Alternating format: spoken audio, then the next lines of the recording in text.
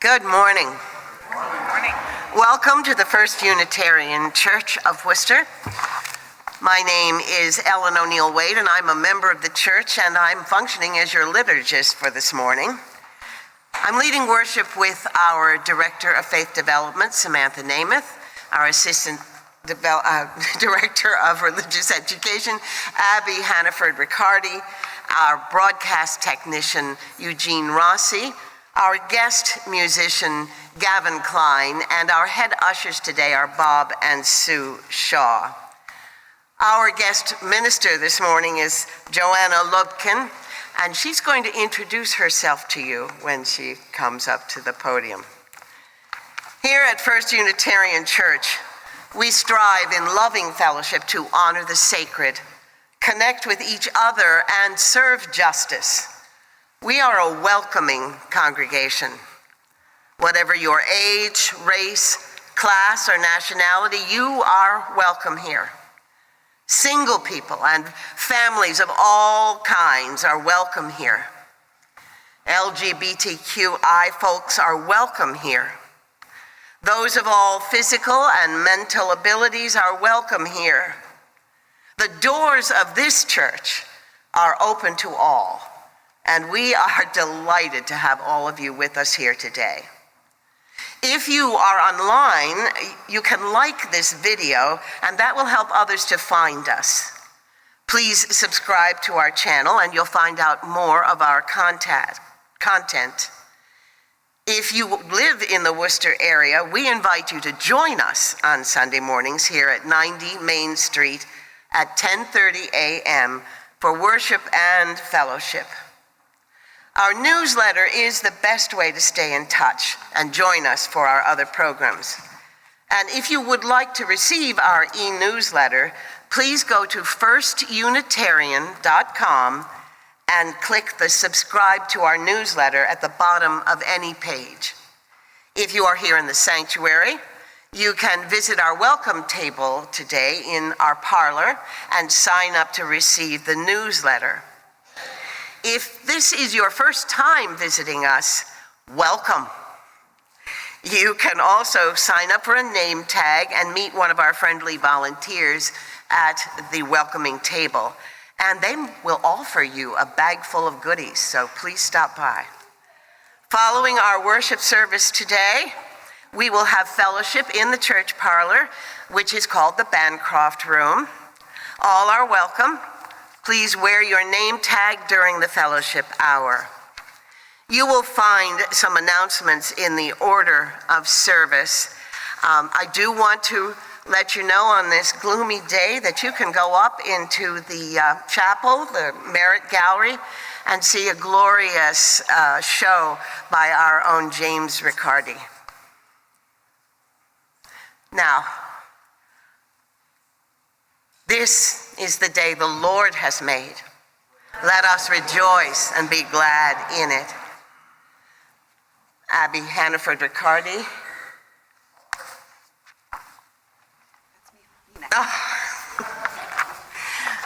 We're working from a script that was quickly printed. Sorry about that.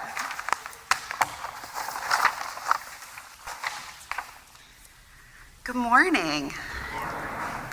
Anybody else think that spiritual communities are more about presence than perfection? Yeah, all good. My name is Joanna Lubkin. I'm really grateful to be with you this morning as a guest speaker, joining you from Hebrew College Rabbinical School in Newton, Massachusetts, after having spent 10 years as a Unitarian Universalist minister doing my pluralistic spirituality work there. So I'm really glad to be joining you guys, even though I'm not using the title Reverend or Minister anymore, but I'm bringing years of experience with places like Theodore Parker Church in West Roxbury, the UU Area Church in Sherborne, and as a college chaplain at Wellesley College. It's extra sweet to get to come out to Worcester. I was at Clark for 5 years for my undergrad and first master's degree. We tend to accumulate master's degrees in this field. Ask me whether that's a good idea or not. We can have a great conversation.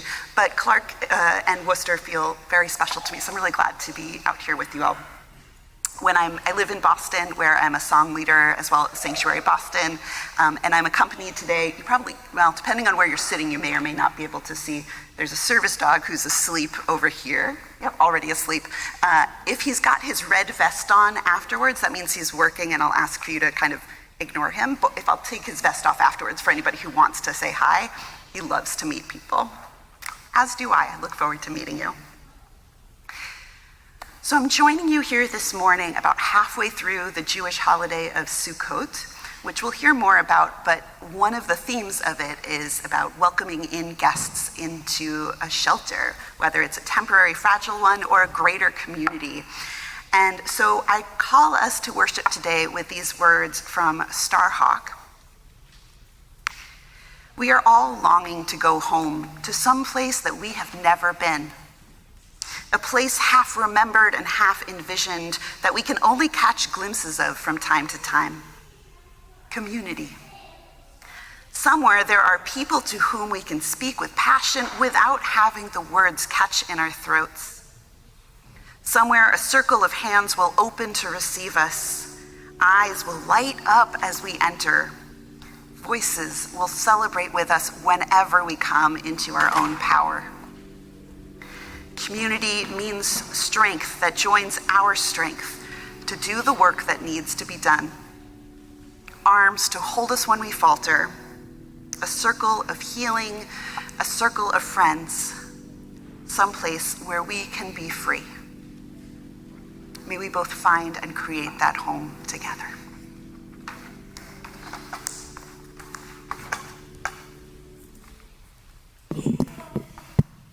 Sophia and Helena are lighting our chalice this morning.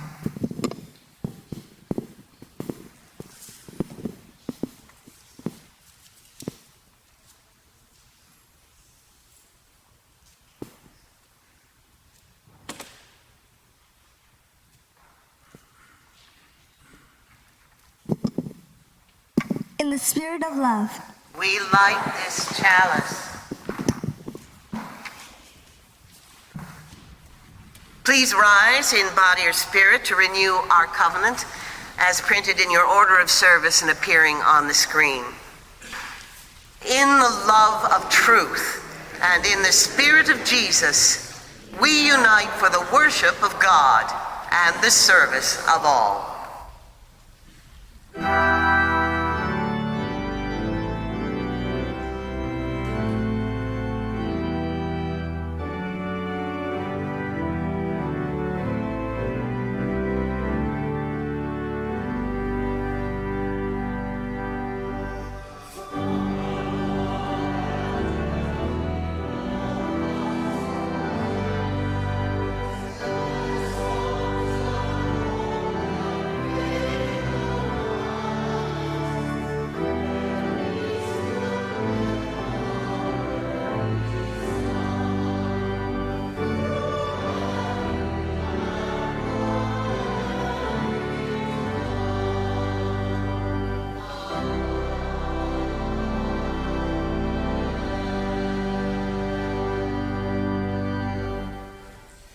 Please rise in body and spirit. We'll sing our first hymn, 188, with the right hand on. It is actually a round, so you get to participate this morning. We will sing it through as a congregation one time. And that's how we're going to do this. We're going to take the right-hand side of this and the far side. You will be three. In the middle, you will be two. And you will be ones. Are you ready? We're going to sing it through together one time, and then we will sing 3 times in round. I know you can do it. I'm sorry, I didn't mean to play you over.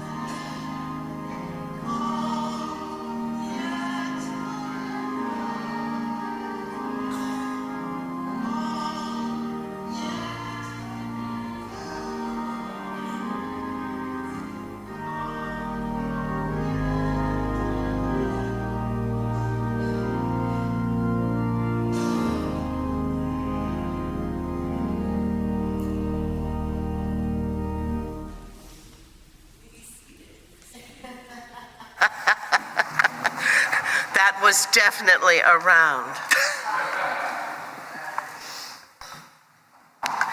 Please join me No, we have children. We do have We children. have a tale. Yep. And the tale is going to be told. Abby and Samantha. Good morning. Today's story is called The Best Sukkot Pumpkin Ever. Now, it's the Jewish holiday of Sukkot, and if you want to go outside by Coda, our middle school youth group has built a sukkah this morning with Abby, and it looks, I'm excited, just that, I'm super stoked. So Coda meets twice a month, that's our middle school youth group, and then we also have YRU2, our high school youth group. However, we in Faith Development embrace every single age possible. So over in the far corner of the church on the State Street side, that little nest area, we're now going to be calling that the Little Lights area. It's a baby-friendly zone with baby-safe toys and play mats, pacifier wipes, baby-safe hand wipes, so your little one can have all the tummy time and back time they need, and so you can be present. We also have our nursery downstairs for ages 1 through 4, and those are a great time. We have our youth helpers downstairs as well. Today's story, the best Sukkot pumpkin ever. Micah ran to the huge field, pulling his mom with him. I'm going to find the best pumpkin ever, he exclaimed. A cool breeze mussed up Micah's hair. This chilly fall wind is chasing away the last bit of summer, said Mom. The perfect weather for Sukkot. Micah ran to join the other families from their synagogue. Thanks for volunteering, said Farmer Jared. We have lots of pumpkins to pick before the frost comes. The more you find, the more we'll donate to the soup kitchen. What's a soup kitchen? Micah whispered to his mother. It's a place where people in need can go and get a meal without having to pay for it, Mom replied. Farmer Jared nodded. Our pumpkins will feed a lot of hungry people. Mom smiled. When we help others like that, we're taking part in Tikkun Olam, repairing the world. And in return for helping out, Farmer Jared added, each of you can choose a pumpkin to take home. I'm going to save mine for Sukkot, said Micah. The children raced into the field. Some pumpkins were easy to spot, their skins glowing like the midday sun. But Micah was on the lookout for a great big one. Micah got down on his hands and knees and lifted a giant leaf. Ouch! The vine was prickly, but underneath was a perfectly ripe pumpkin. Found one, he shouted. He yanked and pulled, wrenched and twisted, until finally it came free from the vine. Micah pushed aside more leaves and another and another. Soon he had collected more and more pumpkins.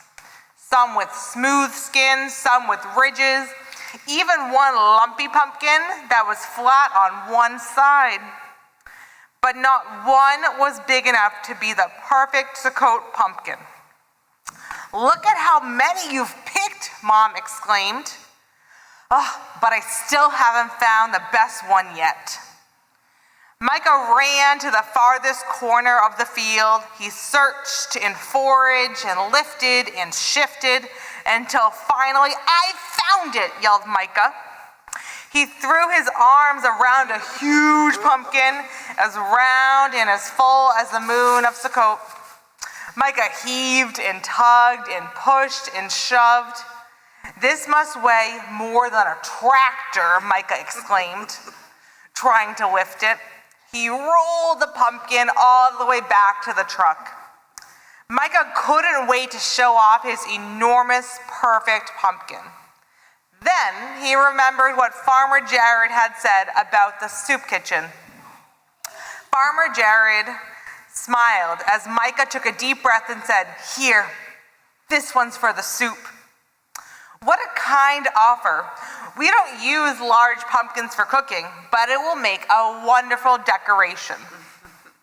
Micah nodded and headed back to the field. He searched and scoured, raked and rummaged. Finally, he spotted it. A perfect little pumpkin. The best Sukkot pumpkin ever, he whispered.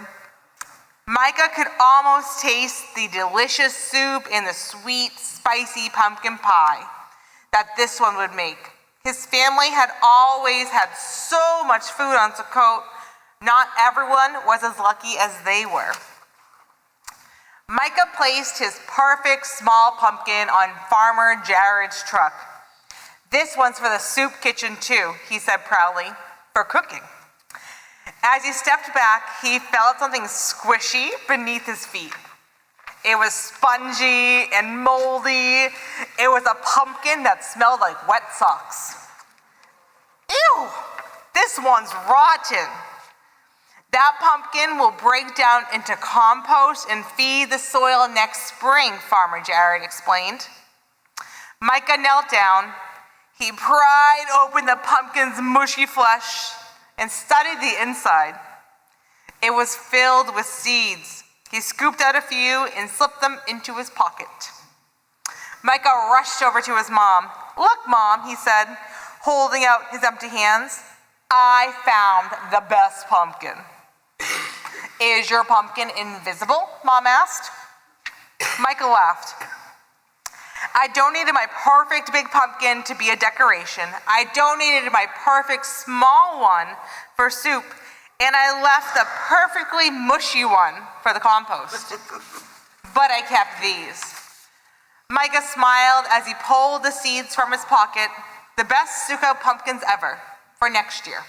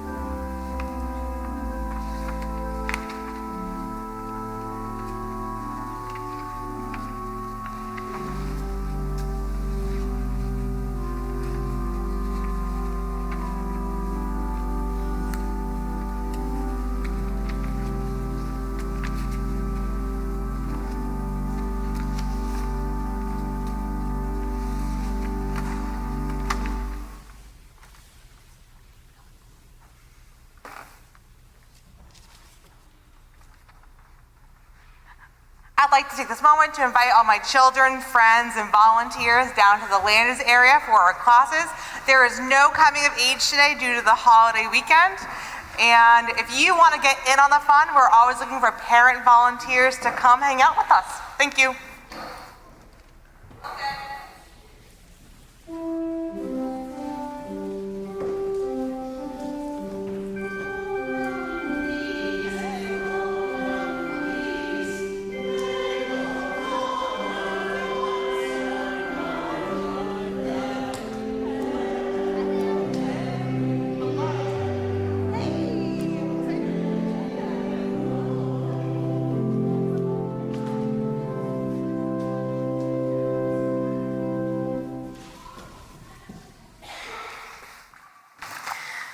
Please join me in the common prayer, which is printed in your order of service and showing on the screen.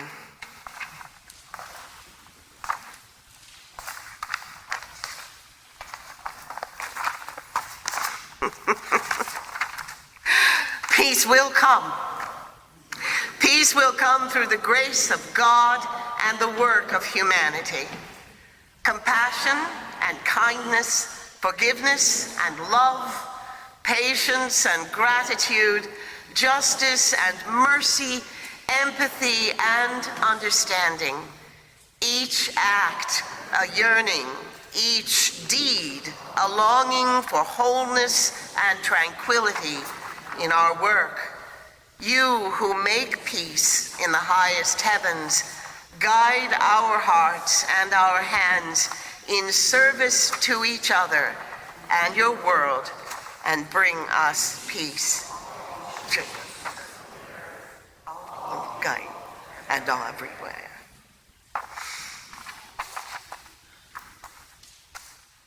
In our sacred time together, we share the joys and sorrows of our church with one another. Jeff lights a candle in the hope that the ceasefire will hold and humanitarian aid will begin to flow into Gaza. Jesse lights a candle for his church and safe injections. I light a candle in honor of our friend Chris Johnson on this, her birthday, and in hopes that she will have joy and health through the coming year.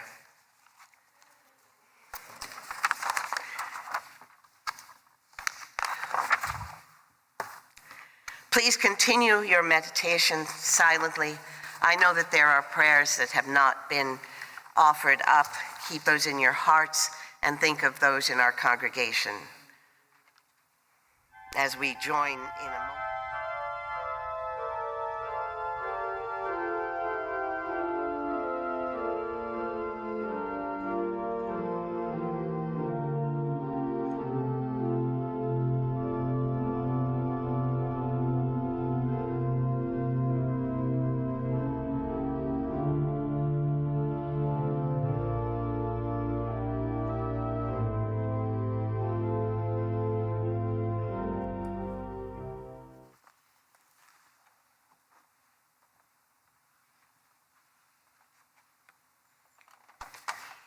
And we continue our individual prayers with a communal reading of Psalm 23. The text of the particular translation is in your order of service. A Psalm of David. God is my shepherd, I lack nothing. In green pastures, God makes me lie. To restful waters, God leads me. You restore my soul and guide me in the paths of righteousness for the sake of your name. Though I walk through the valley of the shadow of death, I fear no harm, for you are with me. Your rod and your staff, they comfort me. You prepare a table before me in the presence of my enemies. You anoint my head with oil, my cup overflows. May only goodness and kindness follow me all the days of my life, and I will dwell in God's house for many long years.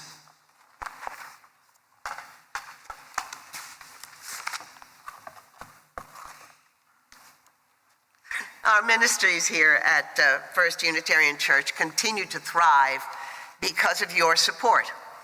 Your offering makes a difference here and in our community.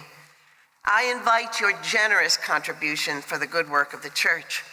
If you are worshiping online, you can text the number on your screen, or you can go to firstunitarian.com and click Give Online on any of the pages. The ushers will now receive this morning's offering.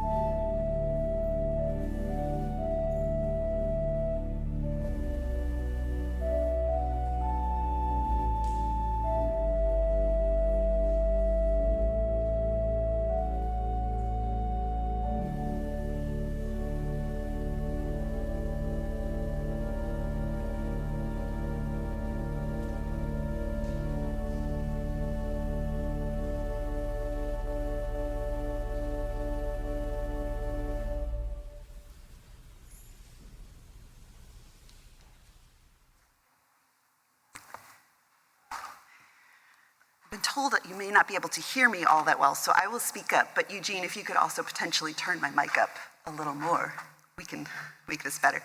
If I use my outdoor voice, how's that? Better? Okay, great. Our reading from Scripture today is from the book of Genesis, chapter 18, telling a story of Abraham and Sarah welcoming guests, mysterious guests. God appeared to Abraham by the terebinth trees of Mamre.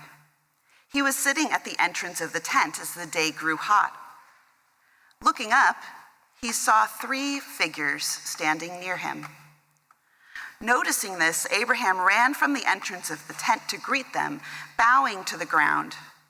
He said, "My lords, if it pleases you, do not go on past your servant. Let a little water be brought. Bathe your feet and recline under the tree. And let me fetch a morsel of bread that you may refresh yourselves and then go on your journey, seeing that you have come your servant's way." They replied, "Do as you have said." Abraham hastened into the tent to Sarah and said, "Quick, 3 seahs of choice flour, knead and make cakes."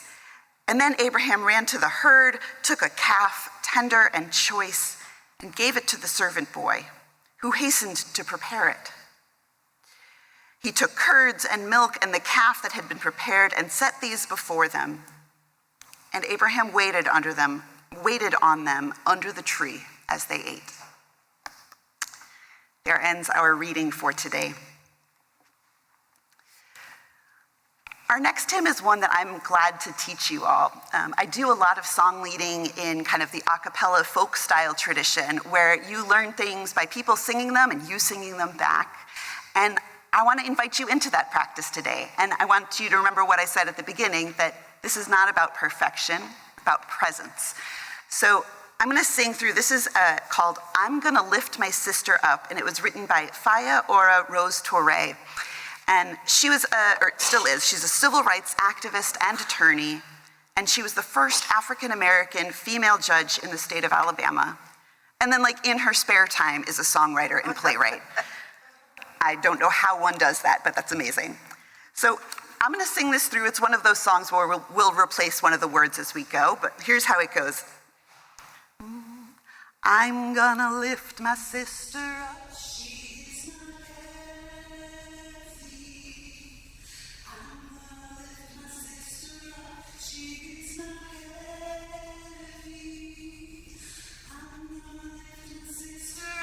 She is not heavy. If I don't lift her up, if I don't lift her up, if I don't lift her up, I will fall down. That's the whole song. So we're gonna do just the first half. Great. So it's one of those things, feels like you're climbing a staircase. Each time you sing it you start on the last note of the previous one. So let's try it together. So I'm gonna lift. I'm gonna lift my sister up, she is not heavy. Same note. I'm gonna lift my sister up, she is not heavy. In the same note. I'm gonna lift my sister up, she is not heavy. Here's part 2. If I don't lift her up, if I don't lift her up, if I don't lift her up, I will fall down. I invite you to rise in body, rise in spirit, or raise your voices. That feels good for you. As we sing it, I invite you to add some extra oomph, add some harmonies, add snaps, whatever feels good to you to help us create a big sound together. To me, the message of this is that we need to help carry one another in order to be upright ourselves, and that I hope that we all find this in this community. So let's start together. I'm gonna lift my sister up, she is not heavy. Same note. I'm gonna lift my sister up, she is not heavy. I'm gonna lift my sister up, she is not heavy. if I don't lift her up, if I don't lift her up, if I don't lift her up, I will fall down. I'm gonna lift my brother. I'm gonna lift my brother up. He is not heavy. I'm gonna lift my brother up. He is not heavy. I'm gonna lift my brother up. He is not heavy. If I don't lift him up, if I don't lift him up, if I don't lift him up, I will fall down.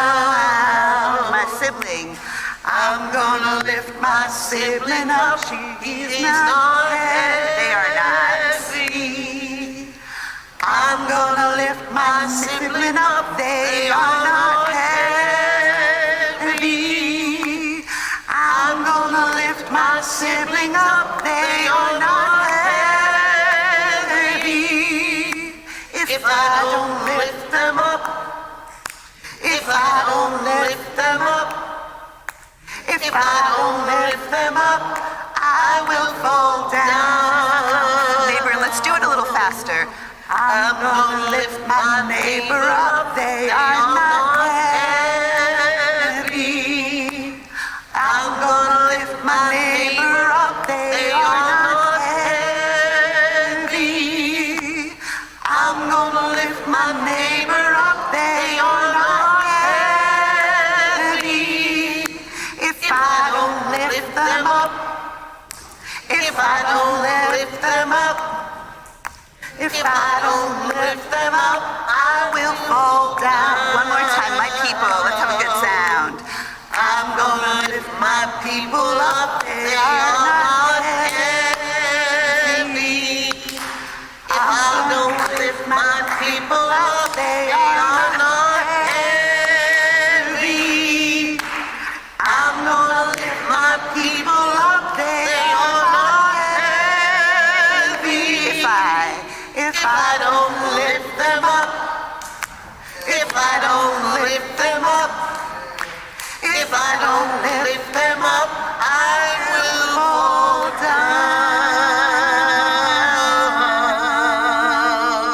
down. Lovely. Have a seat, and may that be stuck in your head for the rest of the weekend. Water over here.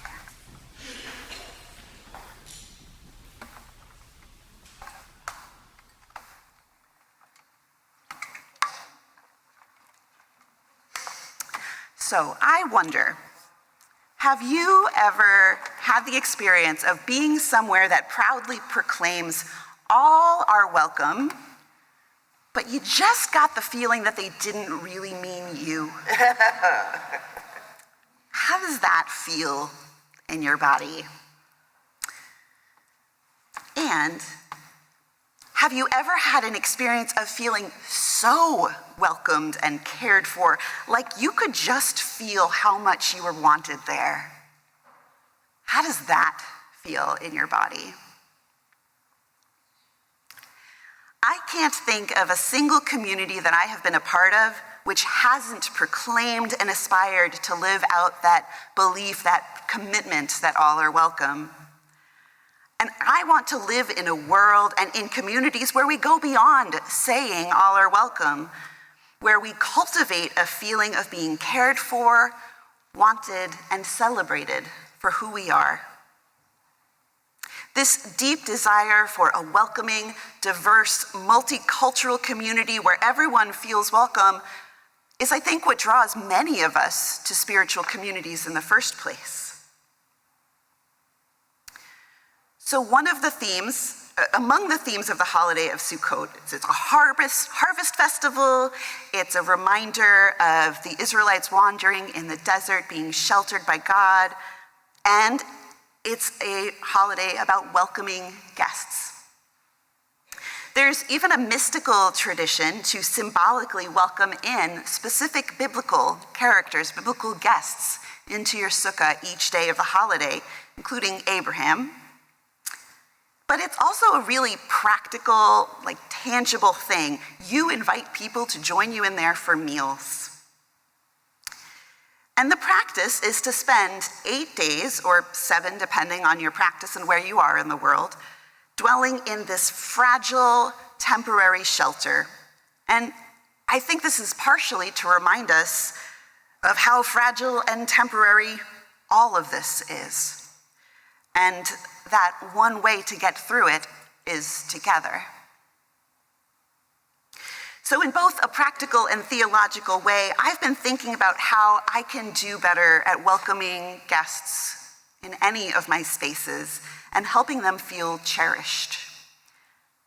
How to, like Abraham, hurry to greet and take care of those who arrive at my door, who I want to welcome.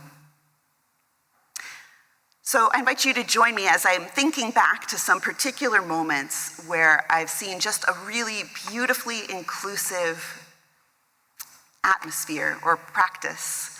And together, let's parse out what we're seeing in that. So one moment I keep thinking about is from last summer, it's like a year and a half ago, when we had the Paralympics. And I watched the opening ceremony, and honestly, I don't know that I'd ever watched a Paralympics opening ceremony before, although I'm sure I've watched almost every other of the regular Olympics. But I was watching it with a friend, and there was a huge, elaborate dance sequence, which had a mix of people dancing on 2 feet, as well as with canes, prosthetics, walkers, and in wheelchairs. And after I'd just watched the huge, sprawling spectacle of the Paris Olympics a few weeks before, I commented to my friend, just kind of a neutral, "Oh, that's neat. They made sure to have some folks with disabilities for representation. That's nice." But it really actually went beyond representation, beyond just making sure that they checked the box off of a diversity roster. One of the commentators explained that the show, which was called Paradox, was meant to tell a story about inclusion.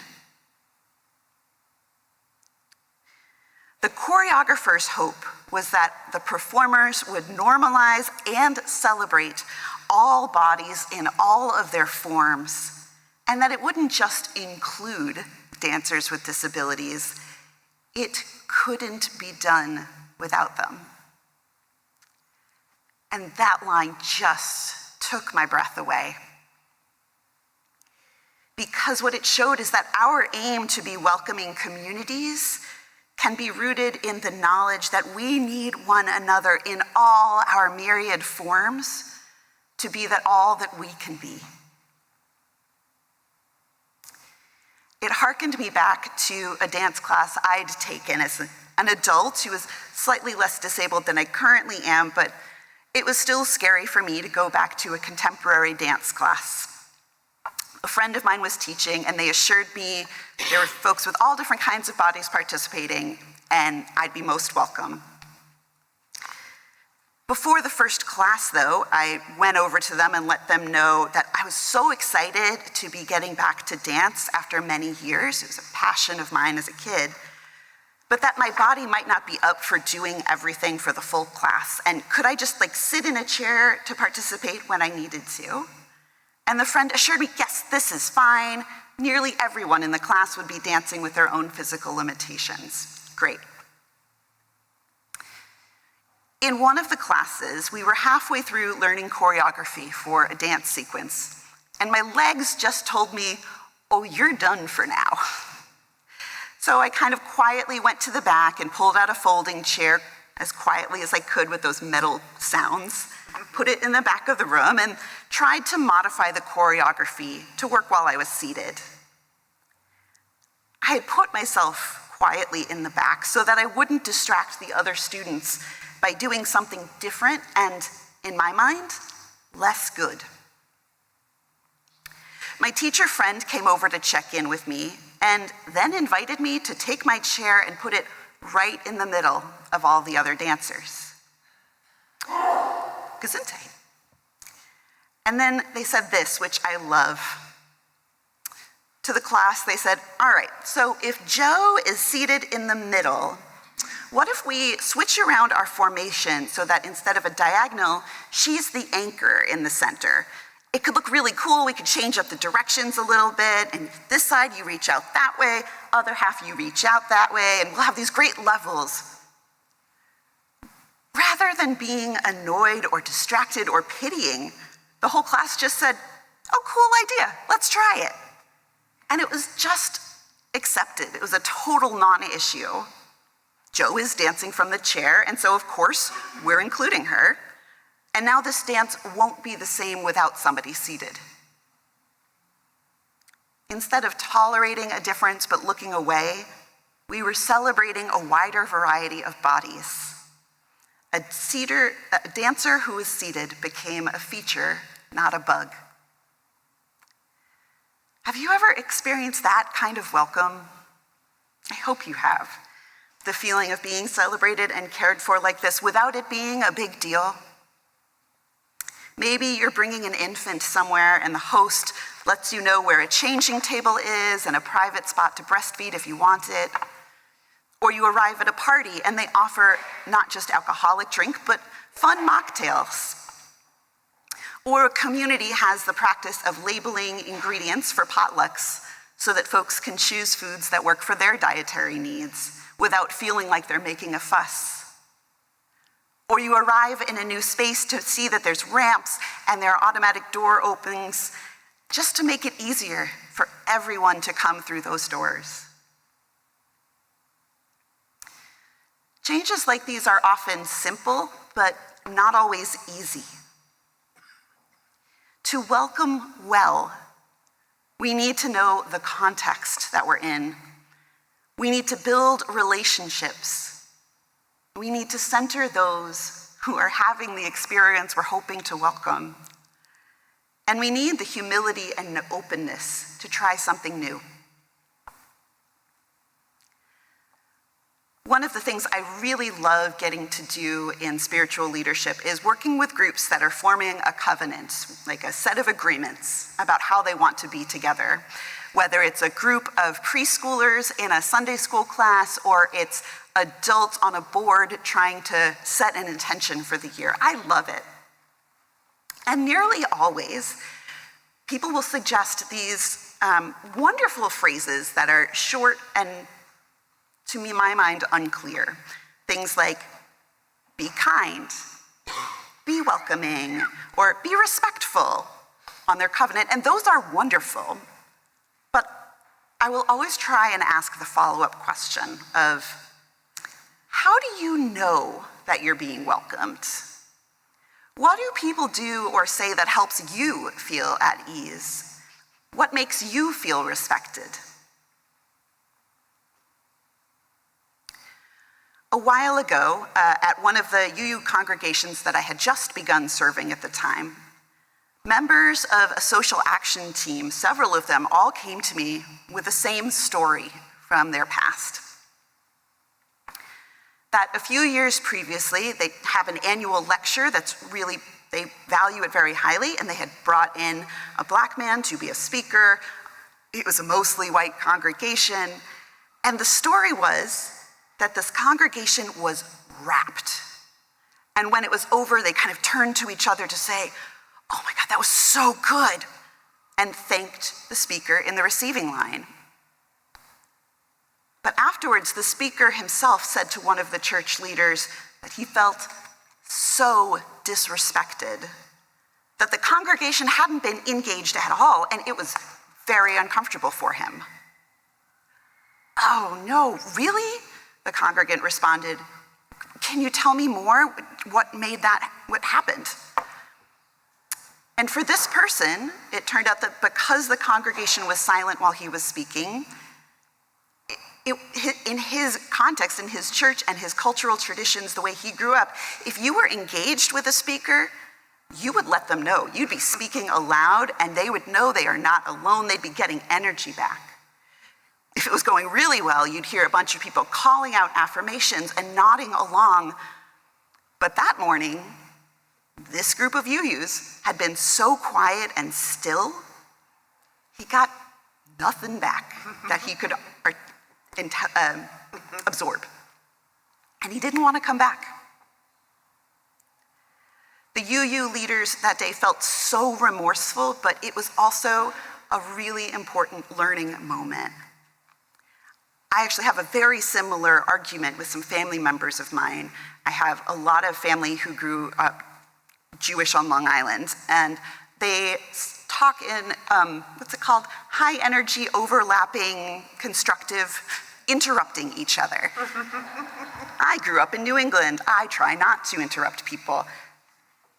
One day, after many years of being in conversations with one of my aunts and never quite getting it clicking, she said, I really miss being in places where I get back something. When you're just quiet and I'm just going on and on and on, I assume you're not interested in what I have to say because you're not contributing to it. And I said, I'm sitting here quietly trying to absorb what you're trying to say and trying to be respectful by not interrupting and waiting for you to ask me to join. Just completely missing each other. But noticing that was really, really helpful. We still don't always start from the same place, but we knew a little bit how to show respect to each other a little better. Sometimes, I bet we've all had an experience of inadvertently communicating the exact opposite of the kind of welcome or gratitude or respect that we're trying to express. Maybe it was a big thing or a little misunderstanding. I hope I'm not alone in having an experience of having missed the mark. Because welcome is one of those things, it's simple and complicated, and it's contextual. Many of you are probably familiar with the idea of the golden rule, that in Christianity is treat others how you'd want to be treated. In Judaism is phrased more as what is hateful to you, don't do unto others, or love your neighbor as yourself. And those are great rules. I just go back to this memory of being in 3rd grade at a Jewish school, and we were learning about this, and I asked a question that if I were having somebody over for dinner and I was trying to treat them how I wanted to be treated and show them great respect and do something really lovely, I'd cook them a really nice steak. That would be very special and a fancy meal if it were me. But what if my guest was a vegetarian? Would cooking them meat be respectful just because I liked it? When I told this story to my dad, he said, no, that would be a mistake. You're welcome. Dad jokes. Dad jokes. So this led me to what is sometimes called the platinum rule. Maybe you've heard of that one too. Treat others how they want to be treated, which involves trying to go beyond our stereotypes or our preconceptions of what that other person might want and asking with gentle curiosity what might help this person feel welcome and at home. And be ready to be surprised.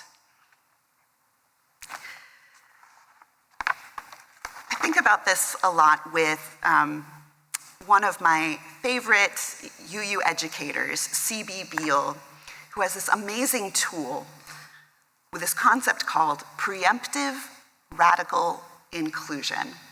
I promise I'll break that down. Those are 3 big words. In essence, preemptive radical inclusion starts from the assumption that, quote, all people are my people, and that we are making a place at the table for all. And we never stop thinking about who is not at the table and whose voices aren't present or have been marginalized. As CB teaches, preemptive radical inclusion is a way of being, a way of leading. And it's not a box to check off during that planning process. You can ever check off, I put out a call for diversity and so inclusion is done. Instead, they say it's a lifelong practice and commitment.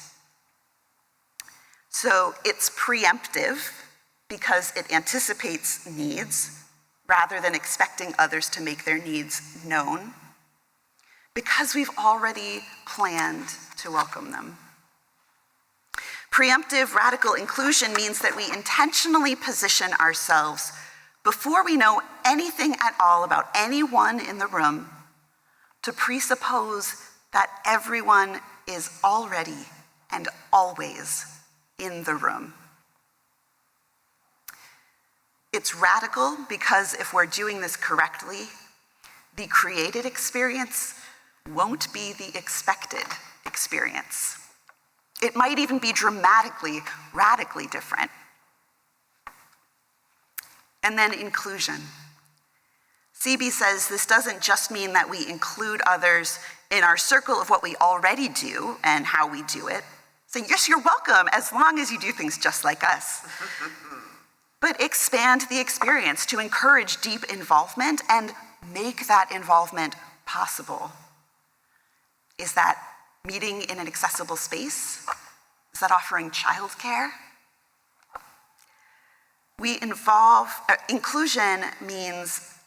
Inclusion with equity means centering the voices of the most marginalized.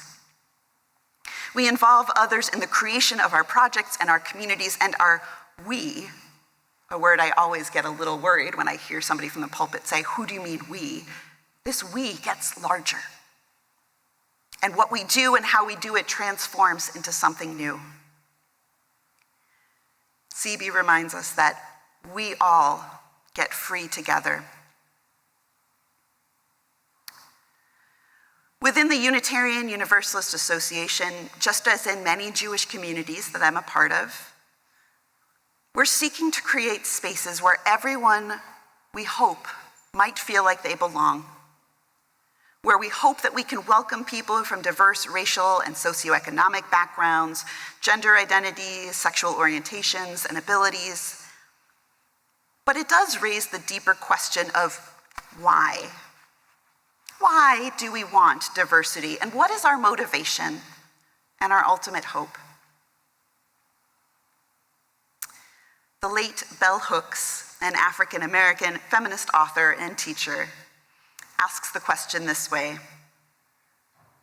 what is all of this clamoring after difference?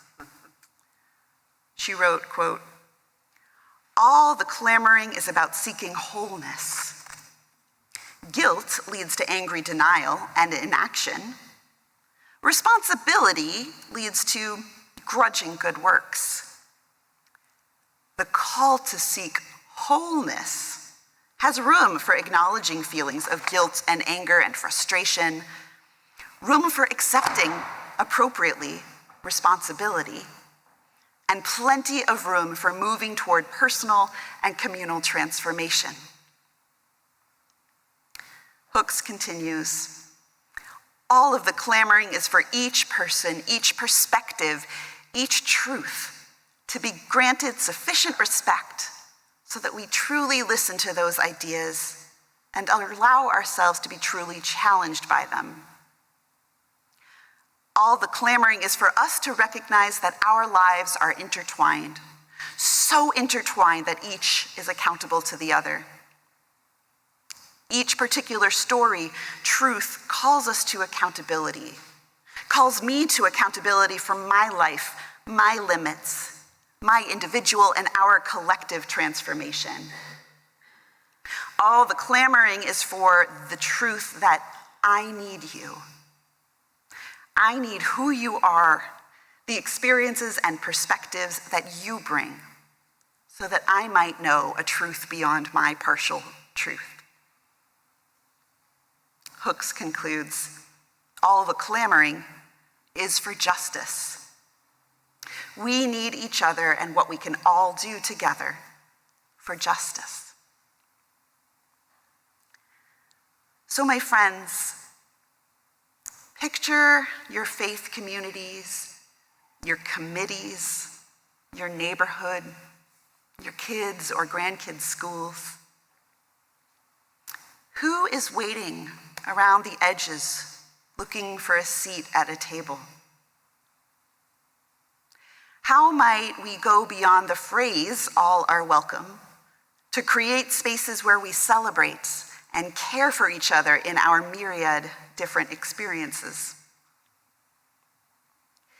If we were to remember that none of our experiences of living or loving can be comprehensive, because each of us holds clues that the others need about how to live with dignity and joy as a human person, if we were to remember that, what would we be called to do?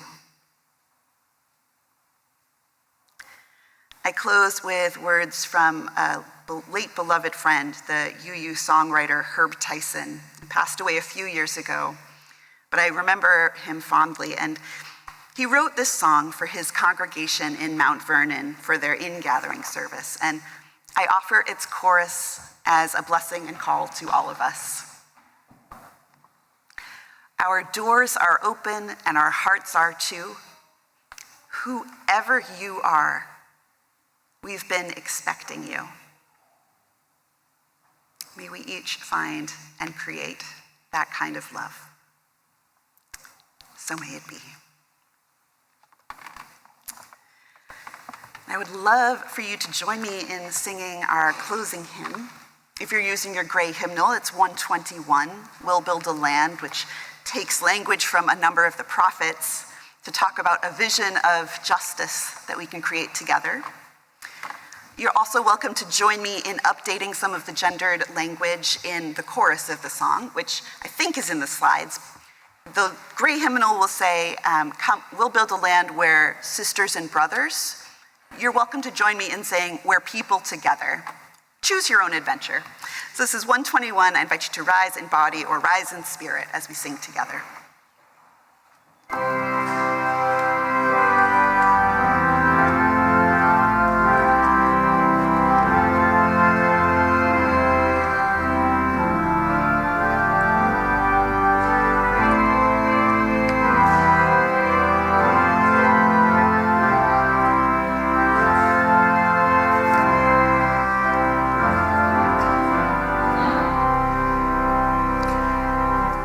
We'll build a land where